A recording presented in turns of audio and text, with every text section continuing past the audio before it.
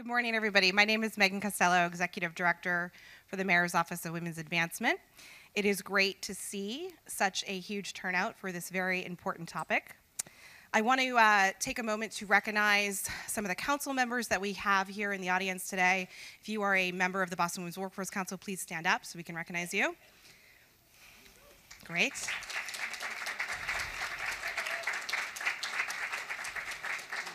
We have our co-chairs, Kathy Minahan and Evelyn Murphy, who you'll be hearing from in just a little bit. I also have a number of my colleagues in government that are here today, which means a lot. And I want to especially recognize some of the senior members of the mayor's team. So we have Dave Sweeney, our chief of staff, great male ally in the building. We have Laura Giri, our chief of communications. We have Sheila Dillon, chief of housing. Joyce Linehan, I know, is here, our chief of policy, who I think many of you know. Katie King, our director of government relations. And we have our new CFO, Emma Handy, who I know is here somewhere. I think right in front of me. I think we can still call you new, Emma. Congratulations on your first budget. We threw you right into it. So it's really great to have all of them here with us today. The Boston Women's Workforce Council has come a long way in just the 4 years that we've been in office. It's really tremendous to see this growth between the public and private partnership. This is government and business coming together to talk about some of the biggest problems that we are facing, the gender wage gap, where women are in leadership positions. And our topic today, engaging male leaders, I don't think could come at a more important time. I often joke with Mayor Walsh that there's nothing he can do about being a white guy from Dorchester. But what he can do, and what he has done, has been a tremendous male ally and champion for women in the administration and throughout the city of Boston. This is a man who understands his privilege and understands the responsibility that comes with that privilege to lift others up and follow their lead. He has always shown up for me, and he has ensured that our work is not just siloed and separate from what we are doing as a city, but really is incorporated into everything that we're doing in city life. So thank you, Mayor Walsh.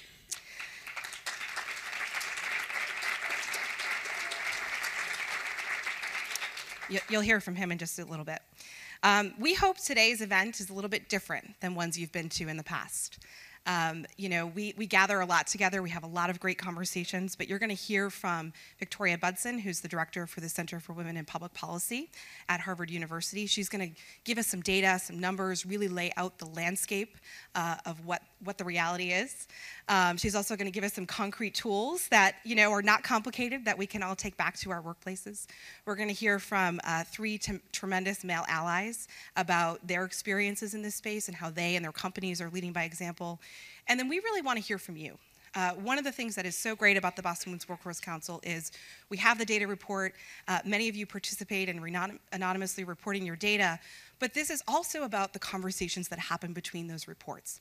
And we recognize that this is going to be different for every person and for every organization. But it's really critical that everybody has a voice and has a way to participate. And so this is going to be an essential conversation. We have seen tremendous change for women all over the country these past several months. We're on the edge of that cultural shift that I think many of us are hearing about. And we understand that we should and have a need to create dedicated spaces for just women, for women to share their stories, for women to talk to each other. But this can't just be women talking to women. You cannot solve 100% of the problem with only 50% of the population. And so men and male allies are critical to that equation.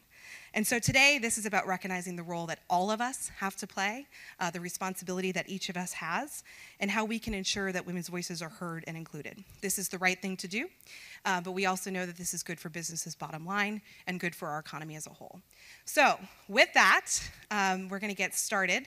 I am going to turn it over to our co-chair, Evelyn Murphy, who is really many of the reasons I'm here today and many of the reasons that many of you are in the room. So Evelyn Murphy, come on up.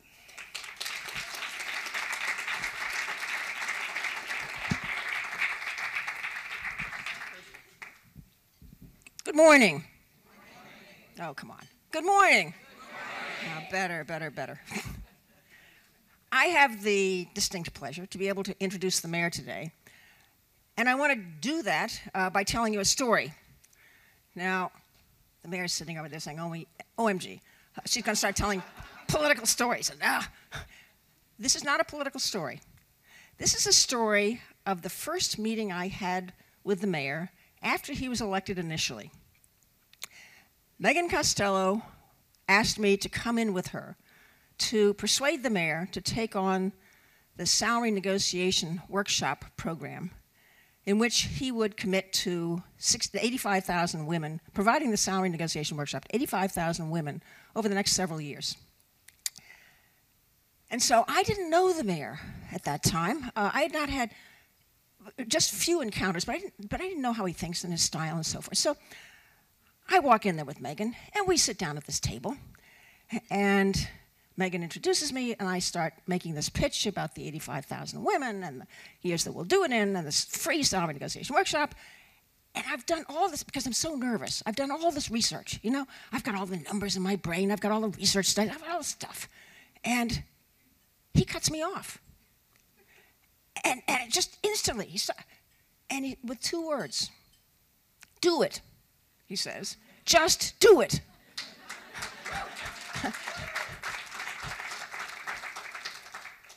And that's the lesson for us today. Because what he did in that moment was tell us how to pull this off in engaging male leaders. Here, number 1, we find the male leaders who get it already, who we don't have to give a ton of information and facts and argument, but leave them aside. Find the men right now who really share our values, or that see the inequities, and that sort of viscerally, whether it's through their wives or through their daughters or whatever, whether it's from personal contact or their own experience, they get it. Second thing is, he showed us what it takes to engage these male leaders. And that is, we need action, no talking, action. An action plan that is big, that is scalable, and that has metrics to it so we can measure our progress. And as we progress, we bring along all those naysayers. That's what the mayor showed us. So in this moment, I would ask you to give a warm welcome to the leader who is, to us, not just an example of leading every day. He does it. He walks around town talking about these salary negotiations workshops and about the council and about his commitment to pay equity for women. And he shows us by this example how we're going to do this. So please welcome the mayor of Boston. He just happens to be the mayor, too, as well as all us. Mayor Marty Walsh. Thank you. Oh, you're welcome.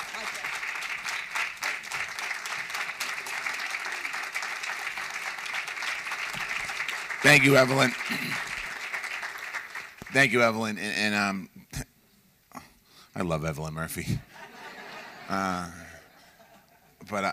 Evelyn Murphy comes up here and says our first meeting and our meetings, and she's amazing. But Evelyn Murphy's not afraid to say to me if we're not doing the right thing, and that's what I love. So thank you for what you do, who you are, what you stand for. Thank you for all your great work. I also want to thank Kathy Minahan, the co-chairs of the Women's Workforce Council. Kathy's a force in her own way, and thank you as well for continuing pushing all of us to do the right thing here and moving forward. Megan Costello, that's what can I say. Thanks, Megan. Megan's amazing, as you all know, and I know that today, it's funny, I was looking at, yesterday I was reading the speech and I was looking at it, and Megan is petrified that I'm going to go off script today. And I already am off script. And I started to think about, I just got the speech, I was reading it, and I'm looking at it, and I'm making some adjustments to it, and I'm thinking, okay, I talk about pay equity, I talk about, closing the achievement gap, and then I'm like, but then I start thinking, reading the part about men, and the conference topic today is so important. The theme of today's conference is so important of how we move forward. And Evelyn Murphy's absolutely right. There are some men that get it, and there are some men that just don't get it. And it's crazy in 2017 that people don't get it. 2018 and 17. It's just amazing to me. So I'm sorry, Megan. One more off script, and then I'm going to come back. So I was at the other day. Michelle Obama was in town, and we were at the event, and we were backstage, and there was a young woman there, and she works for. I'm not going to say who she works for, but she was there, and she grabbed me and she said, "I'm so excited. Thank you so much for your salary negotiation workshop." And she's in politics. Well, she used to be in politics, and she still kind of is in politics. And she was, I went to one of the training seminars, and I went back to my boss, and I know his boss, and I pushed for more money. And then I said to him, "This is Mayor Walsh's initiative that taught me how to push this program." And I looked at, "Did you get the money?" And she said, "I got money." I'm like, "That's beautiful." So thank you to all of you in the room as well who's helping with the salary negotiation workshop. It works. It's working. I mean, I've heard many stories of people just randomly that I've been at different events, and they've said to me, "Your workshops have helped me get extra amount of money, X amount of money." I think one person said to me $20,000 more because of the workshop. So thank you for all the work. Everyone in this room who has anything to do with the workshops. If you didn't go to the workshops and you're sitting here going, "I should be paid more money," get to a workshop. Except for the people that work at City Hall. You don't need to go to a workshop. You got me. But anyway, thank you. The panelists today, thank you to the panelists that are going to be up here for being part of this morning's events. I want to appreciate it. To all of the Workforce Council that are here, thank you very much for your involvement. To all the people who took time out of your morning to be here, thank you. If this is your first time at a conversation or your 50th time at a conversation, it's important to be at the conversation. The room needs to get bigger, not smaller. And I think by looking around today, it's a reflection of there's still a lot of good energy in our city. So thank you for being here. You know the numbers. The Boston Women's Workforce Council came out with a new report in January about the gender wage gap in the city of Boston. It shows information that we know. The wage gap is still significant. $76 for women get paid for the same job a man gets paid $1. And it's not going away unless we continue to do things about it. And one critical way of doing this, and that's what today's topic is about engaging male leaders in the conversation about women's equity. That is key to do that. And that's what the report said. And that's why we're here today, and that's why I agree. Megan came up here a minute ago and talked about joking, and what she really says to me, I'm a white Irish guy from Dorchester, and I can't change that. That's what Megan says. But actually, we can change what that means. And that's something that I think is really important here. We can change our attitudes by having dialogue and conversation, and sometimes really tough conversations. And that's what I can do, be a champion and ally for all the women that work and live in the city of Boston. And that's what I'm committed to do as mayor. And I think that that's something that's important. That's my responsibility as a leader. And it's not just mine. Anybody who's elective office, any man who's in elective office, that's their responsibility. Whether they're a state representative or a city councilor or a selectman or whatever it might be, that's their responsibility to fight. Because when they take the oath of office, that oath, part of that oath is by representing the people that you live and work for you and live in your district. And that's something that has to happen. Creating gender equity in our workplace is important because everyone should have equal opportunities. And we know that this is, on the business side, we know that this is great for the bottom line of business. Not only is it the right thing to do, but we also know it's the good thing to do for business. Leaders need to be aware and intentional about their efforts to bring more women and more diversity into the workplace. And that's something that is key. This work doesn't happen by accident. We can't say that we're colorblind or gender blind to what's happening. We must see the differences in each other to understand the values and understand the different perspectives. And as I go around the city and I go visit these companies in different places, some companies I can see it's very different atmosphere than others. I just walk in the front door and I see, okay, here we have this nice company with no walls and beautiful wall stuff, and they hang out, and it's a very diverse group of people, and you can feel it. And then when you walk into another place where you don't see the diversity and you see a lot of men, you don't get the same feel, quite honestly, in a lot of those places. And that's a big impact when it comes to business. I'm proud to say we've hired more women in leadership in positions in City Hall than ever before. As you heard some of the people, I think Megan introduced everybody, but just about everyone in front of me except for Dave Sweeney has a key role, not a key role, a vital role in the administration. Sheila Dillon was responsible for a lot of things in housing, but she put a housing plan together to create 53,000 units of new housing by the year 2030.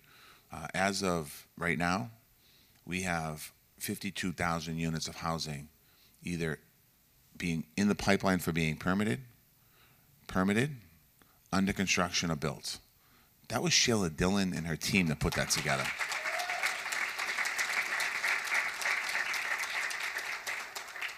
Laura O'Gerry, who runs our communication shop in City Hall. In the city's communication shop, we have all women. Four or five people completely, and then we have the whole. But Laura has a history of. She worked in the private sector, worked at the state, came over to City Hall, and then became the communications director, and is responsible for not talking about me, but talking about the things that we do in the city of Boston, and coming up with a communications plan for the entire city. And Laura's been doing this now for almost 4 years, and does an incredible job. So when you think about the importance of the top conversation in Boston today is housing. The next conversation is how do we get our information out? That's Laura O'Gerry. I mean, she's that person. Katie King, intergovernmental relations. She works and she's director of state, federal, and I'm giving her federal. Federal, she sees it, but Katie King's role is to make sure that not just legislation moves forward, but how do we move important issues like Airbnb and Uber and all these other regulations that we're trying to do. It's important what's happening in the city, and I shouldn't start mentioning names. So I just want to not forget, but a whole bunch of people. I'm not going to talk about Megan Carcel today because I don't have to. But again, what Megan has done to this office, like this office was the Women's Commission. You know what it was. It was a good office. It did great work. I'm not saying it didn't, but think about what this office is today, and what this office was on January 1st, 2014. It's not even the same thing, and it's changed the dynamics. Emma Handy was introduced today. She's our new chief financial officer in the city of Boston. Emma wasn't selected because she was a woman.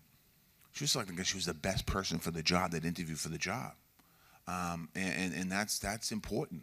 And as far as the way I look at things and how we move forward, I think in that particular case we had a very diverse pool of candidates that wanted that job. But again, Emma's background was incredible, and Emma's helping us pass. Right now, in the midst of a budget. She just started not too long ago, and she's in the middle of a budget. And yesterday, we announced that budget to City Council, and that budget's moving through the process. And what that budget does, the reflection of that budget, in some ways, is a reflection of what I want to do, but it's also a reflection of what Emma thinks is important for the city of Boston. And we make major investments in a lot of key areas in the city of Boston. In our schools, the highest increase in the history of the city of Boston, and our budget, the highest reflection in that. We're putting more money into public safety. We're putting more money into housing. We're putting money into recovery services. We're putting more money into homelessness. We're putting more money into a whole bunch of different programs. And I think it's important to understand that, and having somebody who understands the priorities and what they need to be to help people is important. So I want to thank Emma for that. But as administration, we're still imperfect. We're not perfect, and we're working every day to close these gaps. And by all of you being here today and helping and participating in the Boston Women's Workforce Council, you're helping us lead the way. And I think that we can never read our own press and think that we're wonderful. That's what happens with elected officials, quite honestly. They think that they're wonderful. They get up there and they talk about how great their career was in 20 years and how they did so much and how they did this and did that. And that's not being a leader. Being a leader is understanding, making gains, and being in the leadership team, making gains, but understanding that, all right, we're happy here, but we really have to go back and look at what the problems are still. And that's what we have to do. As men, we can be intentional about something else, making sure that we have conversations with each other about gender inequality. Not with Megan and not with Evelyn and not with Kathy, but amongst ourselves to have these conversations to really take a look at the issue and say what's going on. Because if we're looking for a raise or we're looking for something else, we'd get together and we'd talk about how we should be paid more and all this other stuff. But as men, I think we have to sit down and be more intentional. We need to be open about talking about the problem and stop worrying about what people are going to think about you. We need to be open about getting feedback and taking criticism. Criticism is not a bad thing. Criticism, if it's done properly or you take it the right way, it's a good thing because you can sit back and think about what other people are seeing. Men still have a lot to learn about what we can be, about being more inclusive and supportive of women in our workplaces. And I don't mean by saying, a guy saying, well, I have 3 daughters at home and a wife, and of course I love women. That's not the answer. That's not what we're talking about. We know you love your daughters. It's about doing the right thing. That's what I think is important.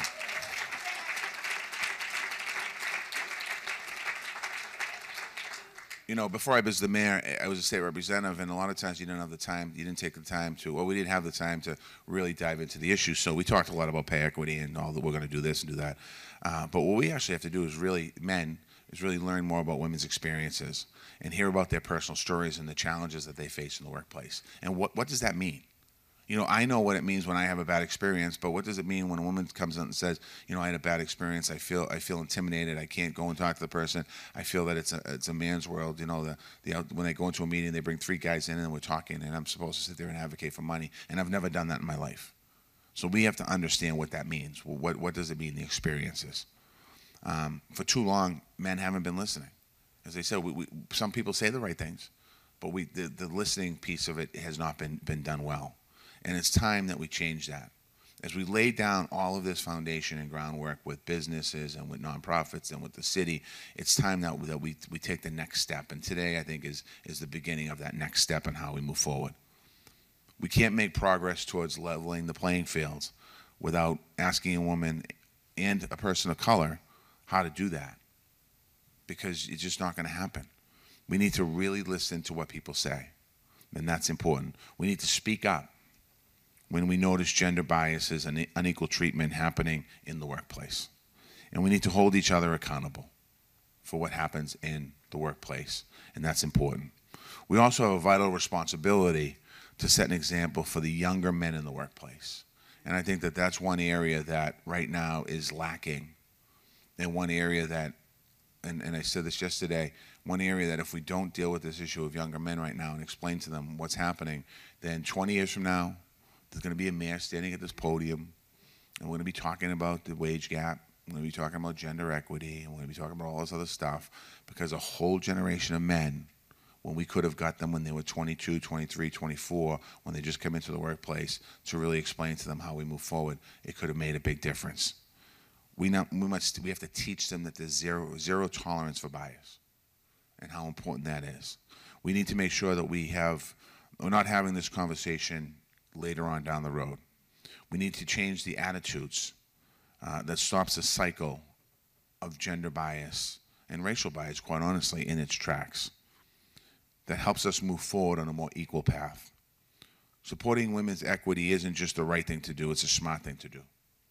It's a win-win situation for the value of women in the workplace, for the health of our families, and for the strength of our entire economy.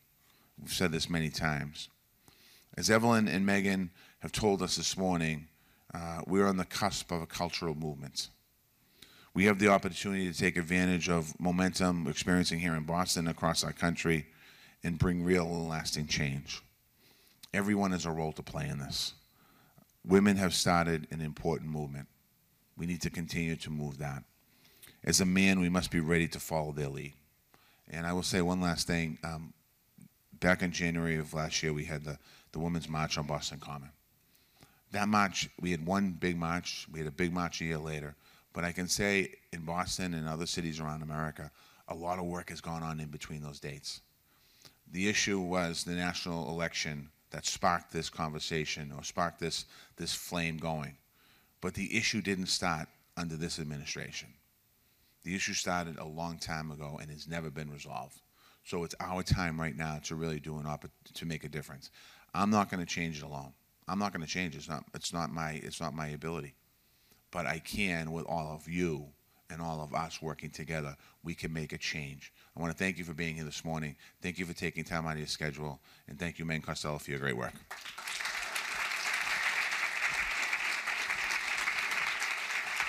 Thanks, Mark.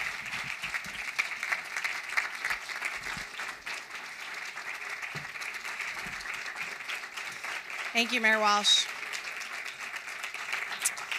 So you can see why I am very lucky to work for such a great male ally. Really appreciate your comments, and even going off script, you did pretty well. So Great. So we are running a few minutes behind schedule, so I'm going to quickly turn it over to Victoria Budson. Victoria is the director for the Center for Women and Policy and Politics. Is that correct? Center for Women in Public Policy, sorry, at Harvard University. She has been with the Boston Women's Workforce Council since its inception and really was critical to the first report, the interventions report, and has been a very important mind as we're thinking about the academic side of this, the data side of this. And so I would like to turn it over to Victoria, and we'll get this technology working for you.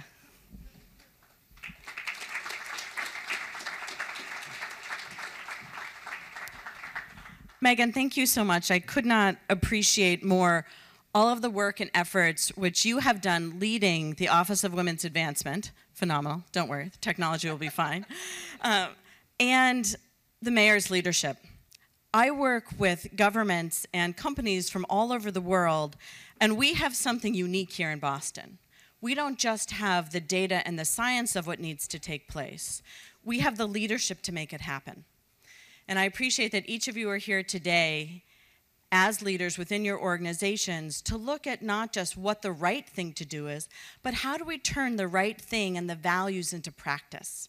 And I'm going to take us through so that each of you, when you leave, will have new tools that you can bring with you and decide what is right in your culture and in your context and where we can move forward. And I'm both happy for our panelists to answer questions and have a discussion today, but also to be a resource for you. So first, when we talk about diversity and inclusion, we need to understand what are we really talking about. And we're not just talking about gender and race and age and socioeconomic class, but thinking styles and life experience and religions and regions and all of the different things which can help us be the best organization that we can. And we're talking about it from a frame of science. We could have a moral discussion, an ethical discussion, and a values conversation. And all of that is important. But today, we're going to talk about how behavioral insights, about how our minds work, and what the science is, can lead us to making our organizations more effective. Now, not just effective culturally, but if we want our organizations to be as efficient as they can, to have the best vision, and to be most profitable, we need to get diversity right. Now, one of the pieces of that is when we look around this room, we are a diverse group. And what we know in the science is that diverse groups make better decisions. But what we understand is that we're very good when we walk into a room. Each of us knew what to do when we saw this object. Metal, leather, the cushion. We'd never seen this chair. But we understood it's a chair. We stereotype. Very rapidly, we take in information and process it. And we're great. Our minds work very functionally at stereotyping objects. But when it comes to people, we consistently get it wrong. Now, the old mindset was that sexism and chauvinism was this bad thing that men did to women. But what we now know is that it's not. Instead, now, who here ever did canning with their grandmother or has made jam? Okay, a few of you are with me. It's very easy to put the cucumber into the brine, very hard to get the brine out of the cucumber. We are all pickled in our culture, all of us, which means each and every one of us carries implicit bias. So rather than working so hard for each of us to chart our course and to navigate how we get both through the bias within each of us, but how we navigate our organizations, instead, what we need to focus on is systemic solutions. How do we build the tools and structures so that we're not trying to de-bias ourselves? It's an important thing to do both, but we do better when we use systemic solutions. And I'm going to walk through a number that you can use today. Now, the problem of unconscious bias is one that each of us, because we are pickled, despite our best efforts, and let's start by saying we are all good people doing our best, we're not always going to get it right. We're not going to get it right on each piece, and we're not going to get it right on intersectionality. And I'm going to tell you two stories. We're going to talk about Heidi versus Howard, and we're going to talk about Bob and Betty. Now, some of you in the tech sector may know who this image is of. This is Heidi Roizen. She's a tech executive. She's well known for her ability to use her wide and deep network. And we teach a case about her at Harvard at HBS. Now, my colleague, Kathleen McGinn, was teaching this case, and she said, you know, my students are not reacting to this the same way that they do with all the other cases. Why is this different? And in this case, we had a female protagonist. And she thought, I'm going to reach out to a colleague at Columbia, and we're going to do an experiment. We like experiments. We like actual evidence and data. And they changed one thing in the case. And they taught the same case to different sections in different states, so they couldn't have conversations about it. And what they found was when they changed Heidi's name to Howard, some different things came up. When the case is taught as Heidi, Heidi was viewed as self-promotional. Heidi was viewed as someone that one would have less trust in. Howard, on the other hand, Howard was humble. And we find Howard a more likable guy. And here's the important part. Both sections agreed, and the case has been, and this experiment has been replicated many times. Both sections agreed they'd hire her. But when you looked at the statistics for who wanted to actually work with her, they wanted to work with Howard. They didn't want to work with Heidi as much. And that is implicit bias. The behaviors are the exact same. The words were unchanged. But how we felt about those words, how we see those behaviors shift with what I like to call our candy coating. This is our candy coating. It's not the important part. The important part is what that person is bringing to your organization. Now, we could say, well, what does this matter? But it matters because the entire talent market is diverse. It's not a view, it's a reality. By 2040, every major city in the United States will be majority minority. The largest in purchasing power will be held by Latina women. If we want to have the best talent in our organizations, we not only need to hire the best talent, and this is what the talent force looks like, but we then have to want to work with them. And when we talk about diversity and inclusion, we've done a great job of raising the issue, but there's a piece we don't say. We don't say that this is hard work. It's not always going to feel comfortable. You will need to be outside your comfort zone to get it right. And Mayor Menino began this work with an understanding. And Mayor Walsh has taken this work and put it into practice so that what we are doing here, what each of you are doing with your companies, is a model that is being used all over the United States and now all over the world. We are still the city on the hill that is defining what democracy will look like, and make no mistake about it. Marty Walsh's work and Megan's work and all of us in this room is turning that democracy into action and practice. And that is the work that we have to finish here. Now, I'm going to give you a toolkit. I'm going to give you different skills that you can pull out and use when it's the right moment for you and your company about how to hire, retain, promote, and compensate. Now, I'm going to tell a story about talent management. We're going to talk about Bob and Betty, and you're going to help me. Now, Betty and Bob both work for a company. They work the same number of hours. They have the same schedule. Each has just had a child and taken the same number of weeks for parental leave. When Bob returns, how do we feel about Bob when he's just come back? He's a good guy. That's right. Bob gets what's called a relational bonus. We really like Bob. Bob is great. Bob is such a nice guy. Did you see the picture of the baby? Now, what else do we feel about Bob?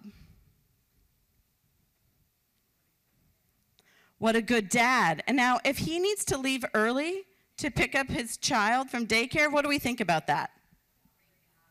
What a great guy. It is a heroic gesture. We think he's warm, he's more personable. We think one other thing. How do we feel about Bob's level of commitment? It's high. He's the breadwinner, right? We have breadwinner myth. When we talk about the city of Boston, 48% of kids are going to grow up in single-headed households. So this myth that Bob is the sole breadwinner or the primary breadwinner, it's a myth. But we view him as more committed because of that myth. But how do we feel about Betty when she comes back? She's back already, worried, she's not the same. How do we feel about her level of commitment? It's decreased. We view Betty as less engaged and less present, but guess what? The data shows we feel that way even when her behaviors haven't changed. Now, Bob is at the perfect moment. If he wants to ask for a raise, he's viewed as more committed and more likable. He should go. He should go to a training with Evelyn or not go. He should go and ask for a raise. But what about Betty? As she experiences these signals of how people see her, who does she blame? Herself. By the way, did you notice that was unanimous answer? All good women know if there's someone to blame, you should start with yourself. That is how we acculturate women. And now, this is the important part. If someone has read the research, what you know is as a manager, this is your leadership moment. Because the manager needs to say, Bob and Betty have just returned to the team. We're going to walk through the project leads of where Bob and Betty will each be, and they signal Betty is a full member of the team. Now, when that doesn't happen, it's not just hard on Betty. When women leave an organization and they say they're leaving for family reasons, what actually happens within 12 months? They go to another job. They're working for your competitor. They're taking your skills, talent, and training that you've invested, and they are very functionally applying it for somebody else. And it's that exit interview data which can be so important. Now, Bob and Betty both have worked hard for the company. They have both performed well. The manager has to signal, and if Betty knows what to do, if she is working for David at Shawmut, she goes to David and she says, David, I'm back. Let's talk about what my key leadership roles are. Because Betty stops getting the stretch assignments, which are the pathway to promotion. Now, these are all the pieces that we're going to be thinking about when we're talking, so remember to think about the intersectionality of it, that we're not just talking about any one group. Now we're going to start the skills section. 1, when you're doing hiring, just taking the name off the resume is an enormous increase in your ability to see talent. We all make snap decisions and judgments when we read a name about age, race, class, and fit. Take the name out. In my organization, we also blind for school. We think at Harvard that we kind of feel good about our brand. Maybe it's not everything. We blind out the school. We want to see talent without having that filter and lens. Also, take out anything which signals parent. We know that the wage gap is incredibly associated with women being seen as parents. For men, it's neutral. You can be a parent or not be a parent. We don't feel any particular way. When we think a woman is a parent, we think it's charming, and we don't want to pay her as much. Take it off. Now, when you're doing interviews, you want to do what's called blinding. For interviews, if you can do that first round without seeing that person, you're going to do better. With the data, we call interviews noisy, very noisy. How many of us still use interviews when we hire? Right? I do too.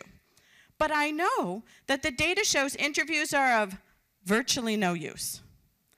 In the interview, we want association. So when I find out, when I'm interviewing Megan, that she focuses on women's issues, I think, oh, Megan focuses on women's issues. And despite my best intentions, I now really like her.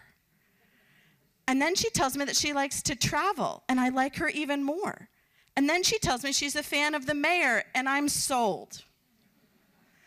Even though I have 6 more interview questions, I'm really engaged in how much I like Megan, and I'm like, that's a great answer, a great answer, a great answer. But what we know is we need to ask each candidate the same questions. We need to absolutely hold ourselves in check so that we don't find all the ways that we connect or disconnect through life experience.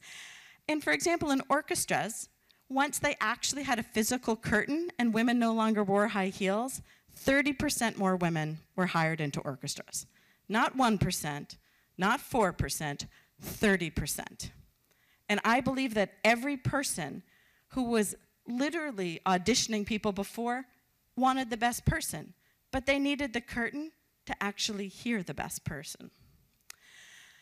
Looking forward, there's a lot of discussion about performance evaluations. Which direction do performance evaluations look? Backward. Looking forward is about how we assign work. If you have a process in your organization that is gold standard, you would be looking at two different types of work. And the mayor has to go to his next event, and truly, we have to thank Marty Walsh. He has done more for diversity and equality than anyone in the city's history. Thank you, Mayor Walsh. When we are looking forward and assigning work, if you have a process where you can identify what are the plum assignments, how will they be equally distributed? It's very standard in a law firm for people to kind of distribute work to the associates that they, quote, like. You ever hear in hiring processes people talk about fit? Like and fit are wonderful human emotions that do not get you the best talent. What you want is to evenly distribute work. You hired these people, you believe in them, distribute those plum assignments where everybody gets a turn. It will give you good data in your organization, and you'll avoid what's called the thin file, the person who never got enough stretch assignments to make it to the next rung. Now, promoting in bundles. When we hire, we often hire in a large group, and we know that we need all those different areas of talent. But what can happen to us is that we can end up without that same lens when we're promoting. Now, Paul, if I said to you, Paul, what is your favorite dessert, what would you tell me? Key lime pie. An excellent choice. Now, if I say to you, after lunch this afternoon, what dessert would you like? What would you tell me? If I give you a calendar and I say for the next 90 days, put down what dessert you want for lunch and dinner, that is 180 desserts, would you write key lime pie every time? Why not? I would get bored of key lime pie. When we look long lens, we understand we don't want sameness. But what happens is when we're promoting, we tend to do it one at a time. And we always want key lime pie. We want the person who's always been in that role and looks the part. And if we want the best talent, we cannot hire the person who looks the part, we have to hire the best person. So even if your promotions are not taking place where you have a temporal quality of many at once, you put the pictures up of the last 10 people hired. You don't even have to say anything. And people begin to draw to mind, maybe the Bob and the Betty story is not always the right choice. And you begin to change. Another tool is to whiteboard it. You list the last 10 people in that role. You've always defined your key characteristics first, and you begin to assess, are we truly promoting the talent that we have? The next piece is when you look up organizationally and your employees look up, if they cannot see someone who is like themselves, if they cannot see an Asian woman, an African American woman, a Latina woman, whatever it is, and it's not how you see them, it's how they see themselves, all the best talk in the world does not make people stay. People need to actually have confirmation that if their talents are going to be grown in this organization, that they will be valued and they have a pathway. So you have to actually be able to demonstrate it. If your C-suite hasn't caught up to your talent force is going to be leaky. And you're going to see people go. So seeing is believing. Communication. Who gets to speak in organizations and who gets voice is really dependent on station. One of the ways of being able to change that, particularly when people can't look up and see all of the different value being placed, you can start by one, calling people by name. It is a very micro signal, but in the hallway, know who your employees are. Recognize people by name. Not just quote, the senior leaders or quote the important people. Everybody in your organization is important. Value and show that respect. 2, when you're in a meeting where often only leaders present, start with a lightning round where everyone goes around the room and makes a quick comment. Meet with the introverts first. When you see them in the hallway or make a point of sending an email, this is the topic we're going to be discussing. You always have such great ideas. I wanted to give you a heads up. I'm looking forward to your thoughts. Give people opportunities for voice. Mentorship and sponsorship. Mentorship is being able to say good things about someone when they're in the room with you and you help them solve their problems and you have that direct relationship. We've had lots of mentoring programs for women, for people of color, for all of us at different points, but sponsorship is what changes the paradigm. Someone who will have information that you don't have access to, someone who will be in those rooms and will advocate for you, and who can say, this person is a star, and can get them over that next hurdle. And male allies, in particular, please take note of this. If you cannot think of 3 people that you're a sponsor for, I want you to think about who those 3 people could be. The glass cliff. One of the pieces that's so important is women, when they go in for a job and someone has asked them to take on a huge leadership role, think Carly Fiorina with HP, think Melissa Mayer with Yahoo, those jobs were going to be really tough jobs, right? So women are often given opportunities that more than summiting Everest are standing on the edge of a cliff trying to hold their organization in balance. Now, when women go in, what do they ask for? Evelyn? Money, right? Right, hopefully money, and hopefully they've taken a training and they can negotiate that. But when men go in, they're not just grateful. Women are like so grateful that someone is offering them the top spot. Men will negotiate not just for salary and title, but they will also negotiate for how many days do I have for the turnaround? Who on the board is going to support me? When I am publicly lambasted for the rough changes I'm going to need to make, who is going to speak publicly so that I can stay in my role, but I have support?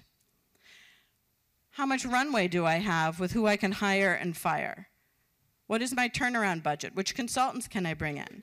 When women only ask or ask for too little, male allies in the room need to say, let's now turn the conversation towards perks. Let's now turn the conversation towards the communication strategy. Let's now turn the conversation to how many quarters you're going to have for the turnaround. So cue and share what it can be. The number of chief employment offers who've said in the negotiation, she asked for too little. You were in the room, right? You were in the room. Now, key takeaways. Leadership at the top. Executive sponsorship of diversity and inclusion initiatives. Who the sponsor is matters. It needs to be signaled, and then that person actually needs to be in the room, not in name only. Seeing is believing. What the C-suite looks like matters. People will notice. You can't just say, well, this is what it is, but we're trying. Assigning work equitably. Equitable pay and paid leave policies. It's an incredibly important demonstration of value. And help your female colleagues. It's so hard when women have to be like, I've got to be that voice again. Share that work. The role modeling effect. As senior male leaders, when you do the right thing, and as Marty Walsh had talked about, have those conversations when it isn't the key topic and there aren't women in the room. Refer to colleagues by name. When a good point is made in a meeting and later reiterated by a man 3 people down, say something. I am so glad that Bob picked up on Betty's point. It's terrific the way the team is building upon each other's ideas. Nobody's shamed, nobody's embarrassed, but you draw it to mind in a nice way. Identify leadership in others. When you see something, say something in the good way. When you see someone who has leadership potential, draw them out and give them opportunities. Speak up about your colleagues' contributions that may be opaque to other people. Express an authentic narrative that demonstrates how and why your organization values diversity. Start meetings with a lightning round, connect with quieter colleagues ahead, compare applicants' qualifications to each other. Don't just choose the stereotypical person for that role. Blind job applications, and promote in bundles. A few quick pieces of research, a few quick takeaways, and it is now my pleasure to invite up some wonderful male allies who are getting it done right. Paul Francisco from State Street, Bob Petroselli from Contractors Massachusetts, and David Margolius from Shawmut Construction.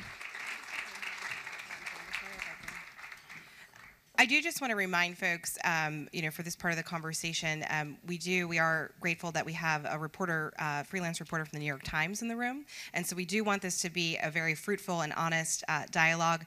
But if you do have a question or you do want to make a comment, and if you don't want it on the record, please just say so at the beginning of your comment. And isn't it a wonderful world where the conversations about diversity and inclusion and men's participation is something the New York Times wants to cover? This is progress.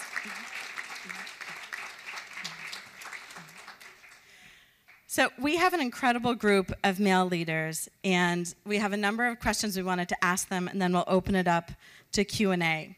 And I wanted to begin by asking if you can each share specific policies, practices, or programs at your respective organizations that focus on diversity and inclusion, and if you have programs which then focus on men and their contributions. And Paul, do you want to start us off? Sure. A mic. Good morning, everyone. Happy to be here and happy to see men in the audience. I've always talked about, how the people that need to be in the room are never in the room, and to see male allies, colleagues here supporting is wonderful. We need more. We need more. And certainly what we're doing at State Street is trying to do that. It's leading by example, having our senior leader, our CEO, demonstrate by action what he wants to see in the company, because the health of our company is dependent on making sure that 100% of our people are 100% engaged 100% of the time. And we can only do that when everyone's contributions are valued. So we put a number of things in place. We know that in order for us to sort of tackle the issues of pay equity, we need to get more women in top senior leadership positions in our organization. So this is the third time where we've actually reestablished diversity goals for the organization, making sure that at the top of the house we have equal or equitable representation of women leaders. When we hire at State Street, for the most part, we are very balanced, right? So 47% of our workforce is female, and when they come into our organization, we have a pretty equitable rate of male to female. But as things start to go up in the organization, something starts to happen. So we are tackling that. We're trying to figure out what's happening there. So we are doing unconscious bias training to all our managers. We roll in that. We've been doing that for a number of years. We're rolling that out to most of our managers. We've established a policy where all our senior level positions from management director level and above have to have a diverse slate. We need to be able to give our managers the ability to make the right hiring decisions. And so we've established a diverse slate strategy that allows us to have women and people of color considered for our top level roles. We are, from an inclusion perspective, we're really focused on inclusion. I think, diversity and numbers and representation is quite important, but it's more so making sure that all those voices that are at State Street are accounted for. And I love your suggestion around making sure that when a manager's in the meeting, making sure that we hear from everyone in that room. And whether it's ahead of the meeting, soliciting that information from those that may not be able to speak up during the meeting or may not want to speak up during the meeting because they might be introverts or whatever the case might be, but even following up afterwards. Hey, Marriott, we didn't hear from you, and I know that you have great ideas, and we'd love to get a full sort of representation of ideas from the room, and what do you think? Send me an email, or it's okay if stop by my office. Let's have a chat about what do you think. And so those are the type of things that we're trying to encourage our leaders to do. But I think that one of the most important things is that visible male allyship and leadership. Making sure that all our male executives and leaders are in tune with what they need to do to make sure that they're advancing the work. We have many of them who are actually leading our employee networks as executive sponsors. The executive sponsor for our professional women's network happens to be a male executive, a direct report to our CEO. So those are the type of things that we're doing. We're doing many other things, but those are some of the things that I'd like to highlight for now, and then we'll talk about some other things. All right, thank you. I also would like to echo our gratitude for being here today. Being in a room, being a male sponsor, an advocate for this work, and to see this level of commitment and this power for me to be able to bring that back to our organization, it's just so powerful to be able to bring that back in and fuel this work. Evelyn, you mentioned get it, own it, go do it, and so that's absolutely what we're trying to do. But it's the people that don't quite get it that is the challenge. For those of you who don't know Shamit, I'll just paint a quick picture because it's a little bit interesting what we're working on and a little atypical for a construction firm. But we're a $1.3 billion construction firm based here in Boston. We've been here for about 35 years. And we have about 1,300 folks around the country working for us. The construction industry in general right now is about 9% female. And so that sort of, against that backdrop, would seem like it'd be hard in terms of best practices, building the type of pipeline that we would need to actually be the diverse and inclusive company that we know we need to be. So in terms of best practices, that sort of pipeline is super, super critical for us. We have a training program at our company called the Construction Management Skills Training Program, CMST. And it's so important for us because the people who are in that program end up staying in that program and in our company for a long time. I went through the program. I've been at our company for about 14 years. One of our vice presidents was in one of the first classes of that. And the reason I mention that is because we have an opportunity to take the importance of that type of program and say, okay, we can actively pursue making that mirror what we want our organization to look like in the future. And so specifically, we now will say, rather than just going and canvassing a job fair, for example, let's bring the pizza and the soda and let's go meet specifically with the Society of Women in Engineering, for example. Let's present our brand, who we are, why we're best place to work, foster that early. And again, against the backdrop of being 9% women in the industry overall, we are over 50% female in our entry-level positions. Again, we do still have work to do, as Paul said, on the more senior roles, but it's absolutely a best practice that works for us that's moving well. Once the people are in the door, and we talk about the culture of inclusion, obviously that's really where the rubber is meeting the road for us. And just to echo some of the things that you said, Victoria, in your presentation, we do have some things that are really well in line with those for our best practices. So we're working on a hiring toolkit, so a way for us to put that curtain up, so to speak. And the middle managers who really need that work need to know specifically, what questions do I ask? How do I get around, oh man, you like Gronk and you like Tom Brady, you are my guy, right? You're gonna be here. So we know scientifically we have to get around that, so we're working to roll that out. We have promoted in bundles. We've switched to a system that allows us to do that, which is definitely a differentiator. And we're really proud of that, and we are seeing those results right now, which is fantastic. And then one more quick thing. Just personally, working to have touch bases with all of our staff. So I have direct reports that are male and female, and while I may specifically feel more comfortable to reach out sort of anecdotally to the guy on the team, making sure that I've got those structured touch bases with everybody allows me to see who needs what sort of additional support, who's got what strengths. I can sort of zoom out and then help put all those pieces together, and that puts me in a better position to be able to advocate and sponsor for those folks. And then, because statistically I have nothing to lose in reporting those concerns, it's really been a great voice for me to get everybody's issues up the table and try to fix any structural issues that we see. And then we will dive further in on our Diversity Leadership Council later in the discussion, which is another huge differentiator for us. Bob Petroselli, who's the President and CEO of Associated General Contractors of Massachusetts. Thank you, Victoria. Thank you again for inviting me to be here. The AGC of Massachusetts is an 85-year-old 501c6 trade association that represents the commercial construction industry. We have 200 companies that belong to us, including Shamit is a great member.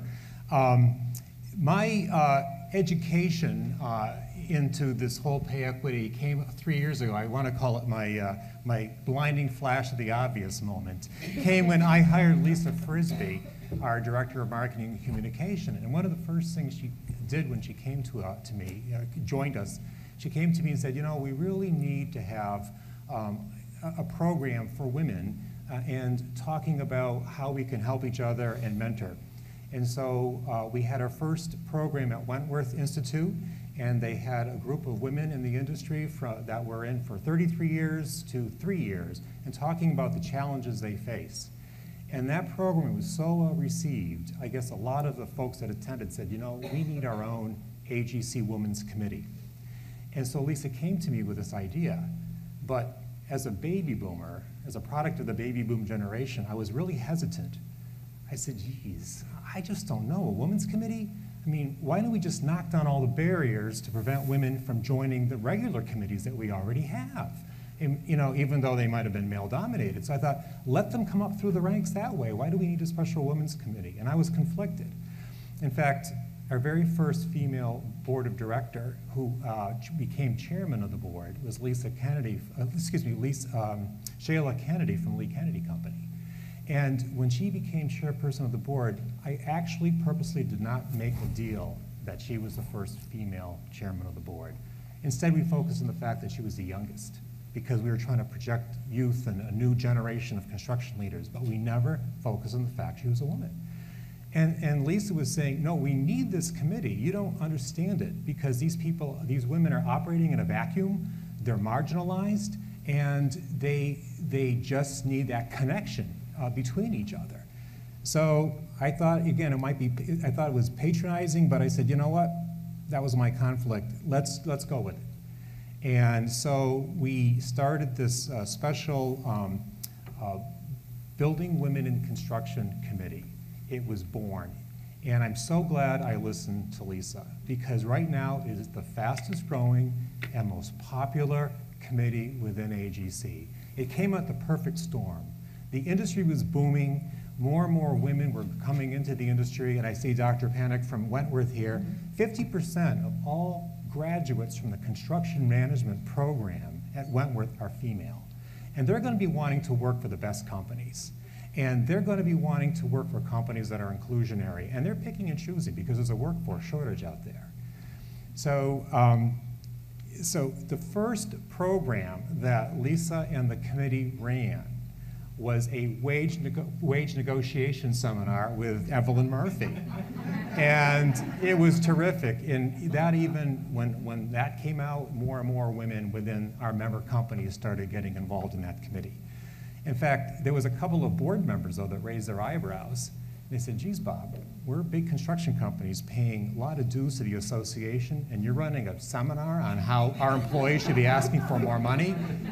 You know, and I listened, and I said, you know what, you need to do this, because if you're going to remain competitive, and you're going to be the best construction company in the Commonwealth, you need to hire the best people. You need to give those people access, and you need to bring them up into leadership positions, because all the owners, when I say owner, I mean the heads of the facilities like Harvard or Boston Children's Hospital and the state projects, these are the people that procure construction, they have folks on their team. They're diverse. They have diverse teams. So when you go to negotiate and sit before them, you've got architects and engineers, and I see Lisa Brothers there doing great jobs. They're diverse. So your company better be diverse, because you're going to be left behind. So these young women coming in from these schools of construction are going to be looking to go to the best companies. So our BWIC committee is meeting. They're meeting quite often. I have Stacy Roman from Commodore Builders and Lisa Frisbee in the audience. Stacy Roman is our chairperson. Just raise your hand to be recognized. I give them all the credit. They should be here, not me. And so they're running quite a bit of programs. So, and one last thing, one of the things that the women in construction were actually having an issue about was access to the decision making. And you know, construction industry is famous for having like 1 million golf tournaments a year. And that's where all the decisions and networking is being made. So Lisa and Stacy said, we need a golf clinic for women. And last year they started it. and it's very popular. They started a women's golf league, and that, I guess it's going to have a league starting up, and later this summer they're going to have a mixed golf league to give them the confidence to be on the field with the men negotiating and having access to those power discussions that don't happen in the office. So we're really happy about that, and we just had our very first women's awards program at Inspire. It was last month. Lieutenant Governor Polito was a major speaker because she's from a construction family about giving awards to mentors, to tradespeople in the industry, the Woman of the Year for the construction owner, and it was 200 people, and next year we hope to get 500 people. But I can continue on with the questions. But anyways, we want to jump into the 21st century now with the construction industry. And the next question I wanted to ask our panelists is, when you look at the horizon for what's ahead, what do you see as both the sort of low-hanging fruit and the far-reaching goals of what you think is the most important thing to be looking towards and tackling in this space of diversity and inclusion? And at Harvard, by the way, we say diversity, inclusion, and belonging, that in addition to being included, you actually have to feel that you belong. Paul? Along those lines, I think what we're thinking about and looking at as we continue to sort of try to amplify the inclusion things that we do in our state street, I think, continuing to drive towards that, having those conversations, encouraging people to have those conversations, encouraging people to understand how their biases, right? And I love your analogy of being pickled. I'm trying to think of what, at the brim is for me and what my biases are. And I was just giving an unconscious bias training to some of our senior executives a couple days ago. And it was interesting when I began the conversation with, how many people in the room are racist, misogynist, biased, and everybody kind of. How'd that go over? Yeah, and so I said, well, you all are. No, I was kidding. But then I said, let's begin to talk. And I said, and I scribbled men and I scribbled women on the board. And I said, so just shout out, give me some things that, some descriptors of males and aggressive leaders and, all these different things that we always ascribe and prescribe to men. And then same thing with women, empathetic and collaborative. And, and I said, all these things true 100% of the time. Right, and then we began the conversation. Having that conversation and getting leaders to understand how their behaviors impact how women show up in the workplace is absolutely critical. So we need to continue to do that. We need to continue to do that. The other thing we need to continue to do is to make sure that we have policies that are that allow women to fully participate in the workplace. And so when I think of personally how I am able to work from home whenever I want to come into the office later because I have to take my daughters to a doctor's appointment or to school, or I had to, like yesterday, I had to wait for the cleaning lady to come because my wife, as many of you know, is busier than I am. I need to make sure that, that I work for a company, or that we are the type of company that allows both men and females to be able to do that, to be able to feel comfortable saying, I am going to take my full parental leave, right? Because as a full parent, the other half of the parent, I have the same exact responsibility. And what Mayor Walsh talked about is not enough to say that you love your wife and that you love your daughters. That is correct. It's not enough to, you have to go beyond that. I could say I love my wife and my daughters, but I could sit on the couch all day and not help and not do anything. Right? Or I could do the dishes, I could help do the laundry, I could help get the kids ready to go to school, I could drive the kids to school. And what that does is that begins to create that equity, right? And when we talk about the younger generations coming up, they need to see that. They need to see that we as men are just taking on equal share and responsibility of what we do. And so we try to replicate that in the workplace, right? To say, how do we make sure that all the males in the room feel that this is not about women, right? We're not trying to solve the women problem like we always talk about, right? We're trying to make our organization a healthier organization by making sure that everyone has full access, equal opportunity to advance, and equitable opportunities to advance. The last thing I'll say about it is, for us, it becomes an economical imperative, right? when you think about, what the McKinsey study talks about, the recent McKinsey study that says that the full participation scenario, and I don't know if you heard about this, but the full participation scenario would have us globally having a GDP of $28 trillion above where we are if women globally were to be paid equal to men. $28 trillion added to the economy. So for us, in the business that we're in, that's a lot of money that we would like to manage, right? And that we would like to custody. And so selfishly, not only there's a moral imperative, but more importantly, there's a business health issue that we need to be mindful of. And if we want to be around for another 225 years, we just celebrated our 225th year anniversary last year, we need to make sure that we have women who are absolutely committed, engaged, and that feel that State Street is a place where they want to continue to grow their career, and they can see themselves in the top, right? So they can see themselves getting them to see a pathway. So from a sponsorship perspective, we are actually launching a global male sponsorship Male as Allies program. We have 18 of our top senior female leaders who have now welcomed 18 top male leaders to together come and do another male sponsorship program that is designed to get more women to the top. So those are the top things that we're thinking about, and then we'll continue to push forward and try to do. Thank you for sharing that with us. David Margolius? Yeah, sure. So there's a now piece and the horizon piece. Right now, really, the very specific, where the rubber meets the road, parts of the doing of this work is what we're really interested in. And we're grateful that on behalf of our company, we have a platform that's elevated, my voice, the other male leaders in the company. But we really want to understand how we can get those role models elevated, have that discussion improve. And so what we've done at our company is we've built a diversity leadership council.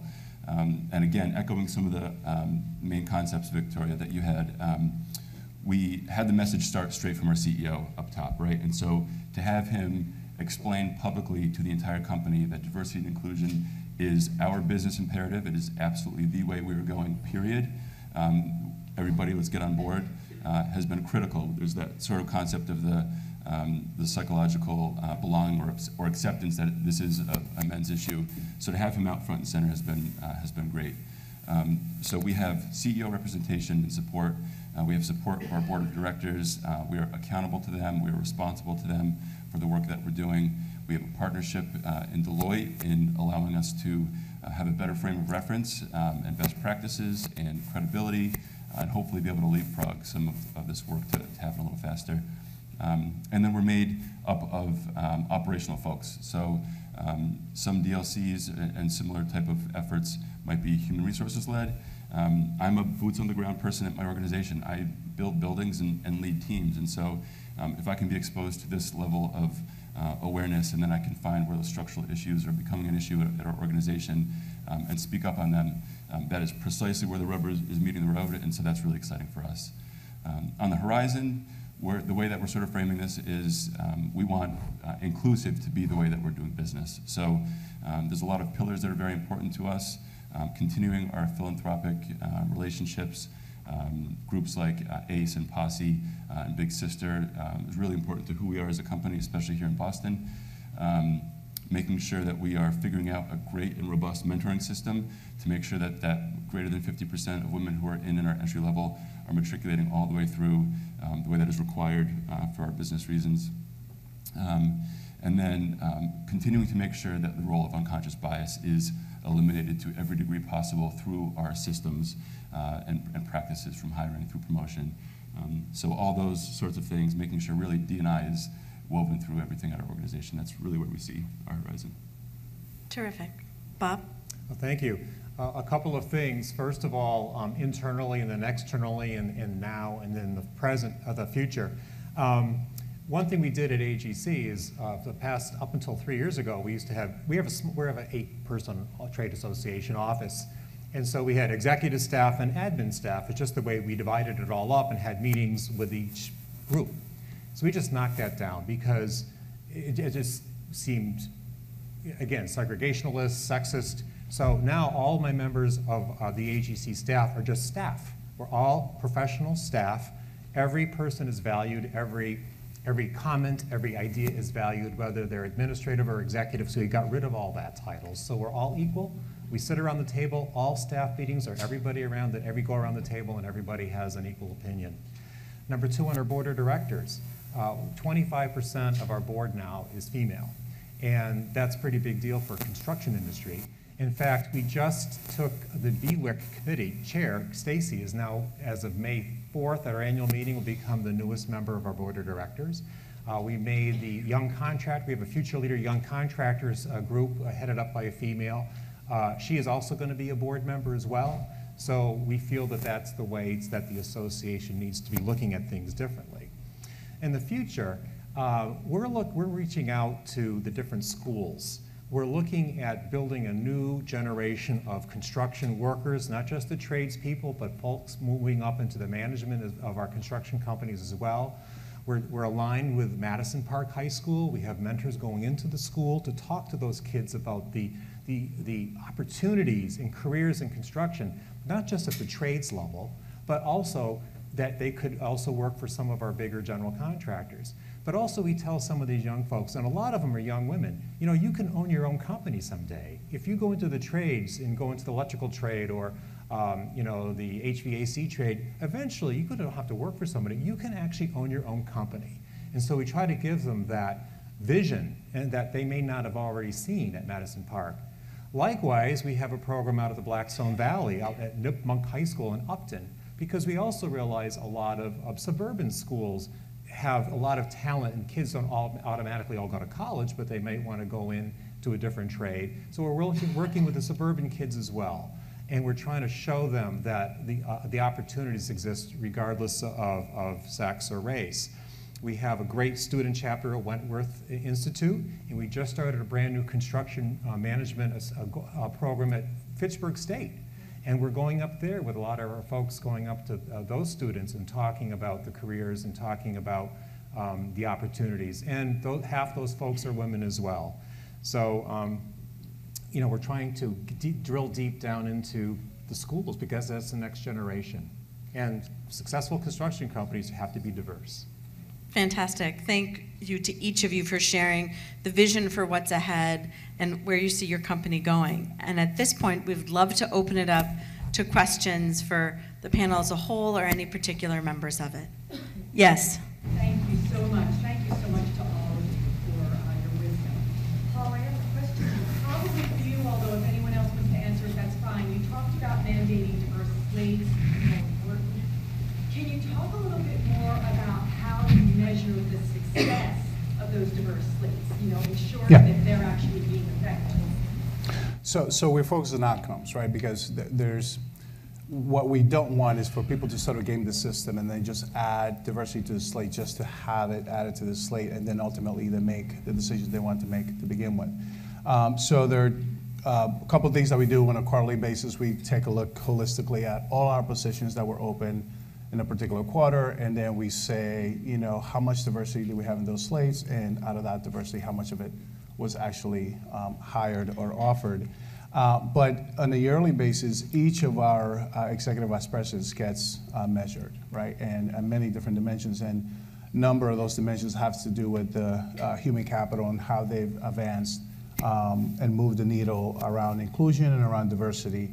And that goes to their long-term, you know, incentives, if you will. So there's there's a component of what we do that is really around absolutely making sure that folks are living up to what their expectation of them as a leader is or are, and that they're activating everything they can to make sure that their organizations are as inclusive as they can be. So each one of them will have a scorecard, a personal scorecard, where this is measured. And that's how we ensure that whether things are working out. And then we tinker with it, right? So if we see certain trends, then we try to address them and try to sort of course correct to make sure that we get the results. Ultimately, the ultimate measure is, you know, how inclusive an organization we become and how we made progress against our diversity goals. So we have goals now, and they're public, so you can go into our website and take a look at what it is that we are committing to doing for the next 3 to 5 years. And ultimately, the proof's in the pudding, right? Have we made progress? Have we moved the needle far enough? Are we putting women and people of color in the U.S.? Are we measuring the gender metric globally and the employees of color in the U.S.? And have we moved it enough? And if not, why not? And every 3 years or so, when we finish a particular diversity goal period, we do a very deep debrief and download as to what went right, what went wrong, what has worked or not.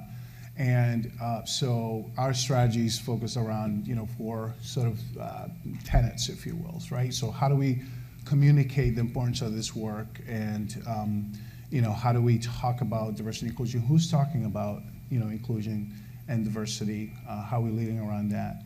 How are we holding people accountable? So accountability is one of those pillars that we sort of continue to make sure that folks are doing what they need to be doing.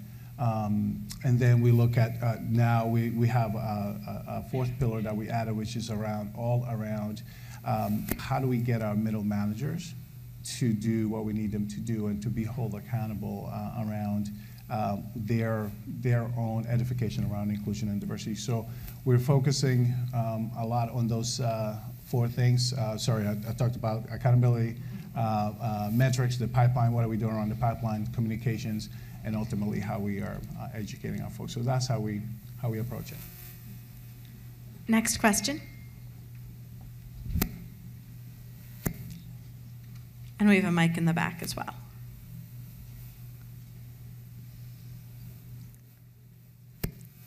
Wonderful. Well, I want to thank so much Paul Francisco from State Street, who runs all of their D&I operations, and we can see why you are the organization that has the girl in the bull. I mean, truly, very impressive. And I wanted to thank both Bob Petroselli, President and CEO of Associated General Contractors of Massachusetts, and David Margulies, Project Executive, Shawmut Design and Construction, because truly to have people from the trades and who are leading that industry organization focused on this, I think is an incredible compliment to the work which has been taking place. I also wanted to say a thank you to Megan Costello, who was the driving force, to Annalise, who put all of this together, and also to my 2 former colleagues from the Women's Commission, Danella Clark as well as Carmen A's Brown, who have just been extraordinary leaders in this space as well. We are blessed in Boston to have so many great people that we're working on these topics with, and I'd like to welcome Kathy Minahan up for the closing remarks, and I'd love to thank Evelyn and Kathy for all of their work leading us. Thank you.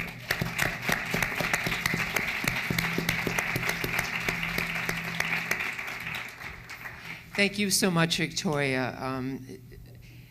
Actually like a copy of that presentation that you made, not to crib from it, but I want to send it to my daughter, who is in her early stages as a manager for Kraft Heinz.